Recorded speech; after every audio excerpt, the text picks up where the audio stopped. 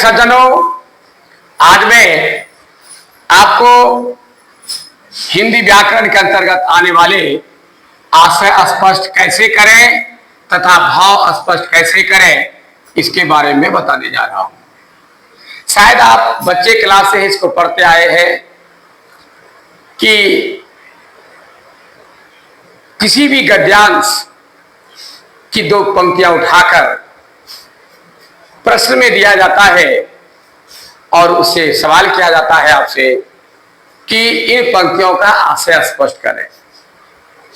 और कविता की दो पंक्तियां चार पंक्तियां उठाकर लिख दिया जाता है और इसमें से प्रश्न किया जाता है कि इसका भाव स्पष्ट करें।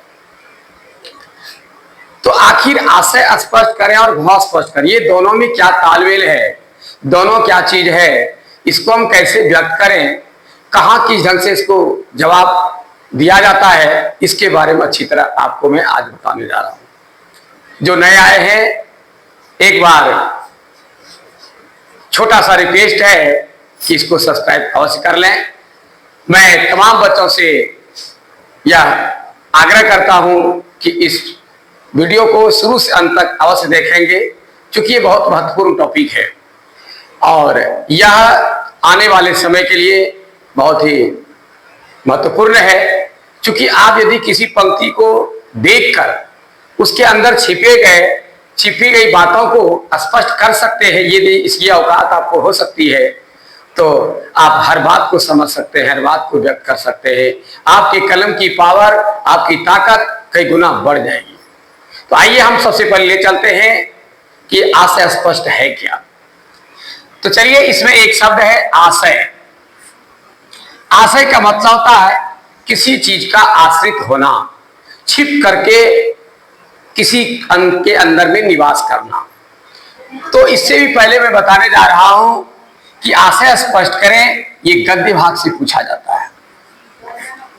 हमारे हिंदी साहित्य के जगत में दो भाग हैं, एक गद्य भाग और एक है पद्य भाग। गद्य भाग का अर्थ हुआ कविता से, कहानी से संबंधित, और पद्य हुआ कविता से संबंधित। गद्य भाग की कोई भी पंक्तियां जब उठा करके आपको दिया जाएगा और उससे आपसे प्रश्न किया जाएगा कि बच्चों इन पंक्तियों का आशय स्पष्ट करें, तो आपको यह समझना है कि आशय में क्या होता है। लंबी पंक्तियां होती है, एक पंक्तियां, दो पंक्तियां, तीन पंक्तियां या पांच पंक्तियां, 10 पंक्तियां भी दे दिया जाए उठाकर, लेकिन उन सारी पंक्तियों का जो निचोड़ है, जो मूल बातें हैं, वही आशय होता है। कोई भी व्यक्ति किसी बात को स्पष्ट ना कहकर इस तरह से घुमा फिरा करके उसको बोलता है ताकि उनकी जो मूल बातें हैं वह उसके अंदर छिप जाती है। क्योंकि कवि और लेखक किसी भी बात को सीधे नहीं कहते हैं, उसके कहने की एक कला है कि वह इस ढंग से दूसरे के माध्यम से घुमा फिराकर ऐसे लंबी चौड़ी बातों में बोल दिया करते हैं ताकि समझने वाला ही समझे, सब कोई समझ ना पाए। क्योंकि कवि और लेखक की बातें यदि हर कोई समझ आए तो फिर उसका लेखक बनना, उसके का कवि बनना, ये तो बिल्कुल व्यर्थ है। तब तो हर कोई सामान्य जन लोगों के लिए वो साधारण बात हो जाएगी। इसीलिए हमारे विद्वानों ने हर पंक्तियों में कुछ न कुछ भाव को, आशय को छिपा करके ही उसको व्यक्त करते हैं। तो हम कुछ भी बोलते हैं, हम व्यक्त करते हैं, तो उसको बोलने के पहले हमारे अंदर में एक भाव पैदा होती है। हमको कुछ कहना है, हम उसको कहने जा रहे हैं आपके सामने, लेकिन डायरेक्ट नहीं कर सकते हैं।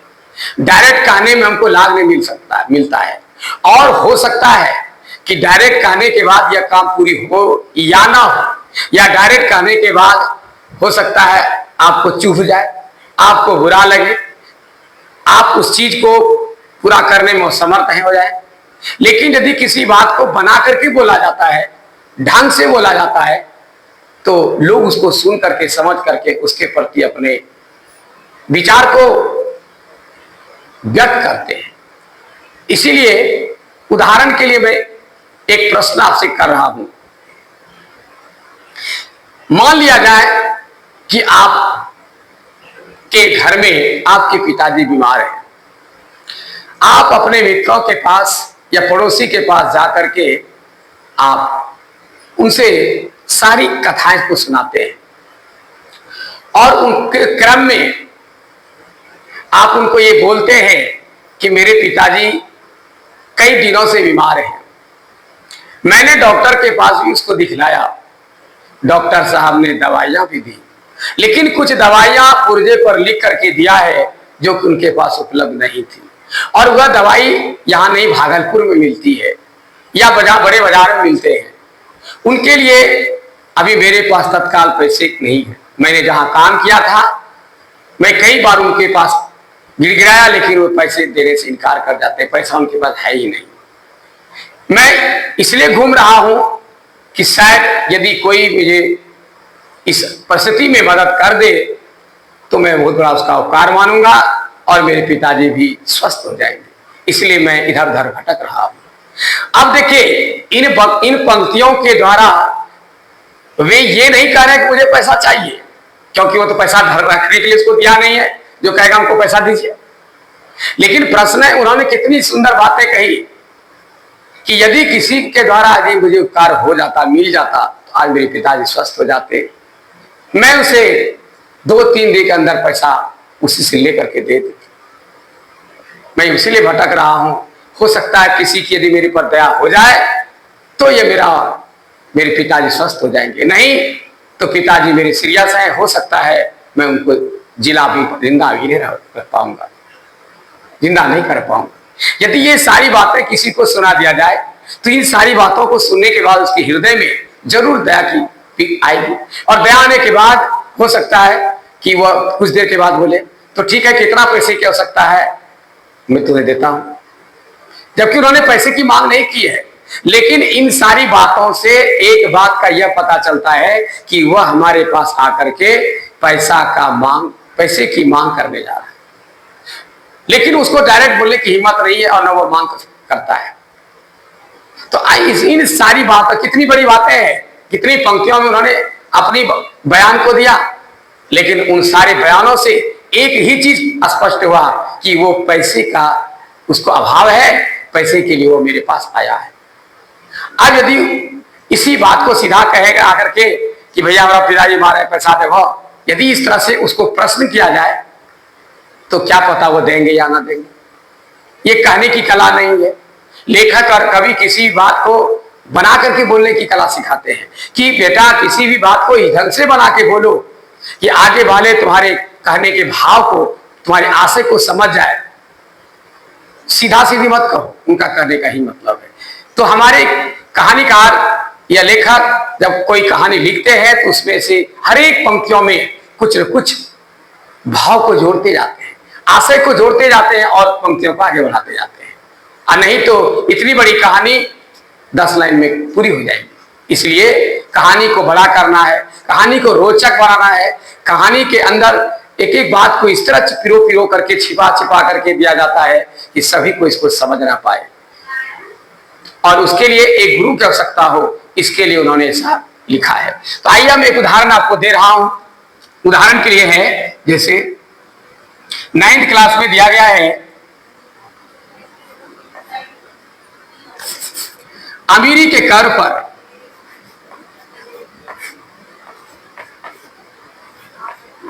अमीरी के कब्र पर पनपी हुई गरीबी की घास।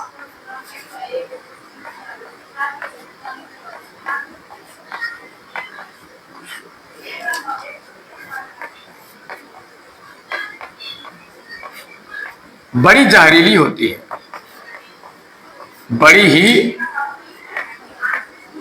जहरीली होती है।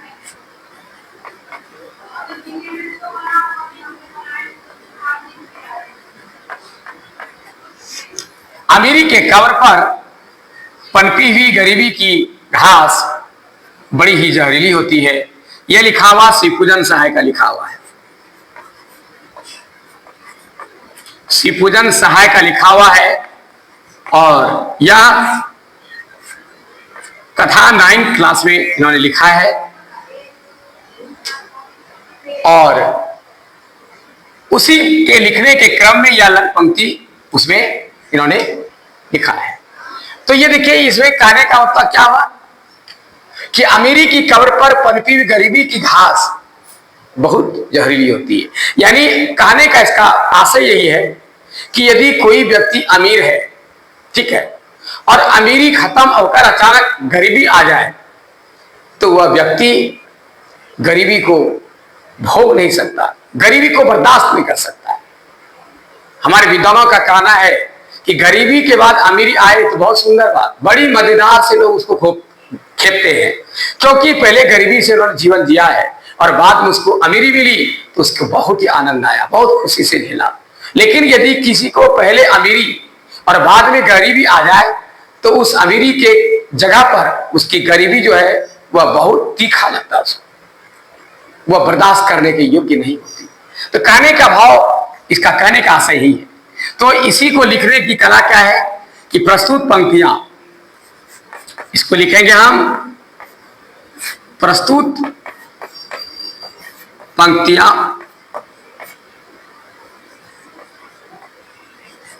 अपनी पाठ्य पुस्तक के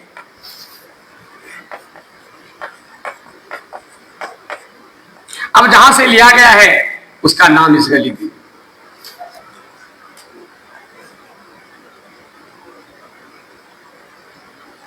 अब जिस शीर्षक से लिया गया है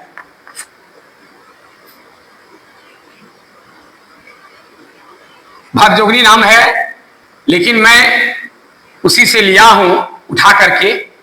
आपको मैं इसलिए खाली छोड़ दिया कि ये कुछ भी रहे ये बदल जाएगा। प्रस्तुत पंक्तियां अपनी पाठ्य पुस्तक के, अब यहां जो भी है शीर्षक है पाठ्य पुस्तक के डैश शीर्षक, जो शीर्षक जिस कहानी का लिया है शीर्षक का नाम लिखिए। कहानी शीर्षक डैश के डैश शीर्षक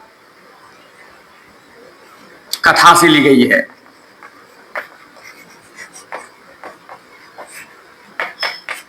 इसके रचनाकार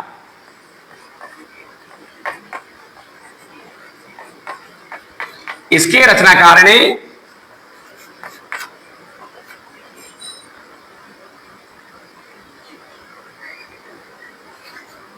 इन पंक्तियों के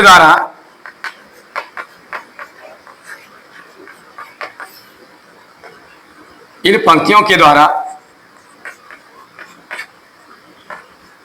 यह बतलाने का प्रयास किया है, बतलाने का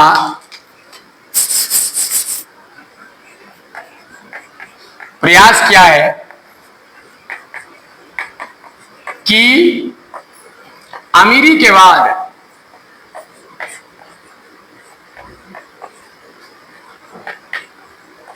आई हुई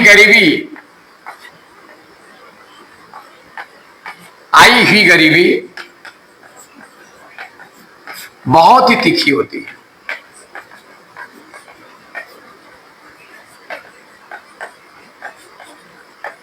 अर्थात इसको लिख सकते हैं, अर्थात वह बर्दाश्त करने योग्य नहीं है।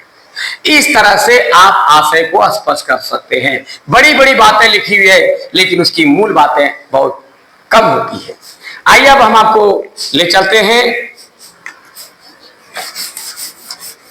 भाव स्पष्ट की तरफ। भाव का अर्थ होता है भावना, ठीक है। भाव माने क्या हुआ? भावना। कवि कविता जब लिखते हैं अपने भाव को उसमें व्यक्त करते हैं। कवि के कहने का भाव कुछ होता है और लिखते हैं कुछ, तो अपनी भावनाओं को डायरेक्ट व्यक्त नहीं करते हैं, वो किसी न किसी के माध्यम से व्यक्त करते हैं। जैसे माखनलाल चतुर्वेदी का लिखा हुआ है, माखन लाल चतुर्वेदी का लिखा हुआ है,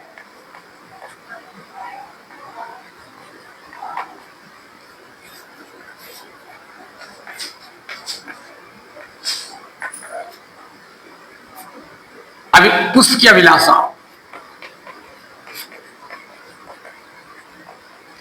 पुष्प की अभिलाषा एक कविता लिखी है इन्होंने, ठीक है। उसी में इन्होंने लिखा है, मुझे तोड़ लेना बनवाली,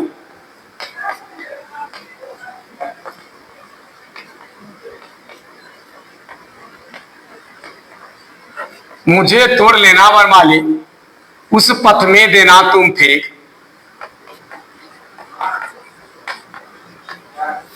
देना तुम फेंक, मुझे तोड़ लेना बनवाली, उस पथ में देना तुम फेंक,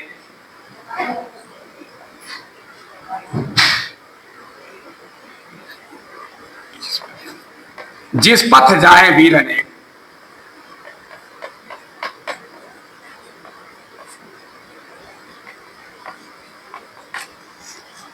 मुझे तोड़ लेना बनवाली, उस पथ में देना तुम फेंक, जिस पथ में जाए वीर अनेक।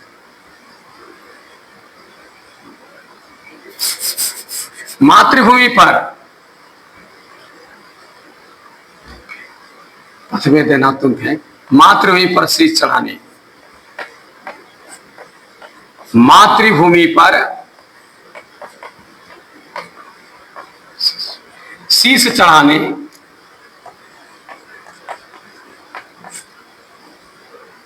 जिस पथ जाए वीर अनेक।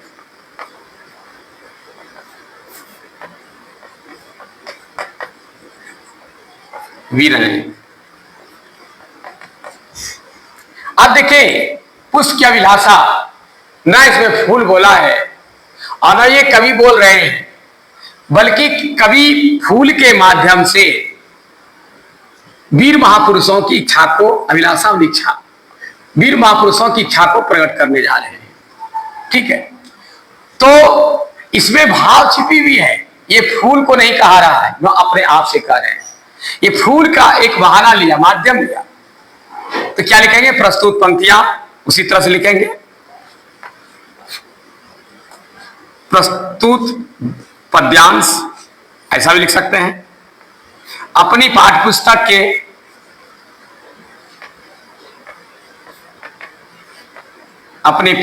के अब जिस शीर्षक से लिया गया है, इस शीर्षक का नाम लिख रहे हैं। शीर्षक पाठ से लिया गया है।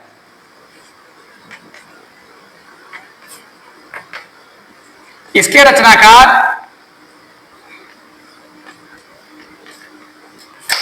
रचनाकार ने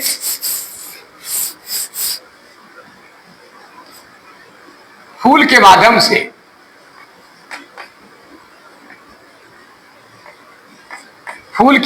से वीर महापुरुषों की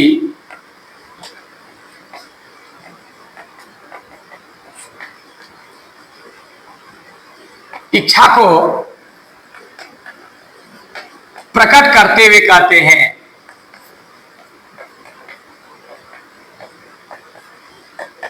कि, अब क्या कहते हैं, इन पंक्ति का भाव स्पष्ट कीजिए कि ना ये वीरों की, ना ये किसी राजा की सेवा करना चाहते, ना देवी देवता की सेवा करना चाहते, यानी दुनिया के किसी भी कोने के किसी भी लोगों की सेवा करने तैयार नहीं है। सिर्फ इनकी एक ही तमन्ना है। ठीक है, इसलिए वो बनवाली से अनुरोध करते हैं, यानी बनवाली यहां पर क्या हुआ, परमात्मा अनुरोध करते हैं कि हमको उस रास्ते में, मैं उस रास्ते में अपने आप को बलि देना चाहता हूं, अपना प्राण त्याग देना चाहता हूं, अपना जीवन को समर्पित करना चाहता हूं, जो कि देश की भक्ति के लिए, देश की रक्षा के लिए, वीर सैनिकों, जहां जिस रास्ते से होकर वीर सैनिक देश की रक्षा के लिए जा रहे हैं, उसी की सेवा में अपना जीवन समर्पित करना चाहते हैं, अर्थात अपने मातृभक्ति को, ठीक है, ये स्पष्ट करते हैं। इनका भाव यही है कि ये चाहते, हर हालत में चाहते हैं कि मातृभूमि की हम सेवा करें, हमारा जीवन मातृभूमि के लिए समर्पित हो, मातृभुवन की भूमि के लिए ये अपना सब कुछ समर्पित कर रहे हैं। इसलिए इन्होंने लास्ट कर दिया कि मुझे तोड़ लवन वाली उस पथ में देना तुम फेंक, मातृ पर शीश चढ़ा दे जिस पथ जाए वीर, जिस रास्ते से होकर अनेकों वीर महापुरुष देश की सुरक्षा के लिए जा रहे हैं, कहा हम भी उनकी सेवा में अपना जीवन को समर्पित कर दें, उन्हीं की सेवा करें, ये इनकी अंतिम तमन्ना है, यही इच्छा है। तो यही बात को हम, इसी विधि बातों को हम बना करके अपना लिखेंगे। ठीक है, हिंदी में व्याख्या करने के लिए हिंदी में भाव आशय कुछ भी लिखते हैं हिंदी में, उसमें दो चीज की आवश्यकता है, ठीक है, एक कल्पना शक्ति और व्यक्तिगत अनुभव। ये दो चीज को जब हिंदी में आप प्रयोग करने लगेंगे तो यही हिंदी आपको सोशल साइंस में भी काम करेगा। सिर्फ पॉइंट को समझिए कि मूल बिंदु को समझिए, मूल बिंदु को समझने के बाद अपनी काल्पनिक शक्ति और व्यक्तिगत अनुभव जो आज तक आपने पाया है उनके माध्यम से आप उसको विस्तार कर सकते हैं। तो आइए अब हम आपको यहीं पर मोड़ लेते हैं और मैं इस वीडियो में जो आपको सिखाया समझाया, मुझे उम्मीद है कि आपने इसको फॉलो किया होगा, समझ लिया होगा। तो अब बाकी अगले वीडियो पर, तब तक के लिए मुझे इजाजत दीजिए। धन्यवाद।